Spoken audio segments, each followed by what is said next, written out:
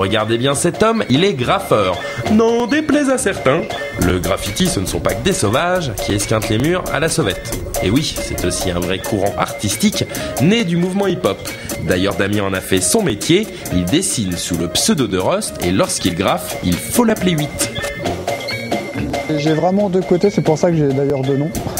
C'est qu'il y en a un où je travaille vraiment beaucoup plus le dessin, c'est-à-dire peindre personnages, décors, comme si je me retrouvais avec une palette graphique à l'ordinateur, vraiment collé au visuel. Et sinon d'un autre côté qui est la calligraphie, c'est-à-dire le lettrage 100% lettrage, travailler les lettres. L'harmonie, faut qu'elle s'emboîte bien. Enfin, c'est plus de la prise de tête qui est moins visible par le grand public.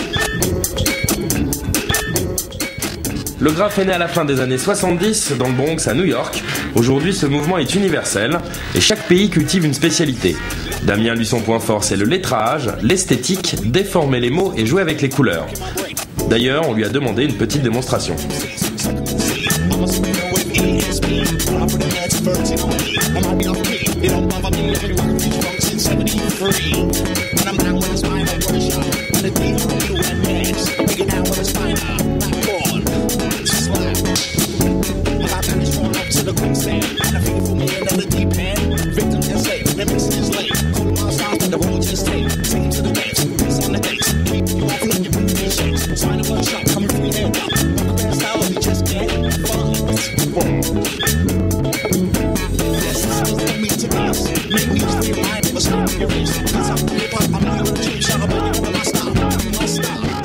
Pour moi, le graffiti reste avant tout un loisir. C'est vrai que je peux passer des heures devant un mur, ça ne me gêne pas, qu'il pleuve ou qu'il fasse froid, c'est pas gênant.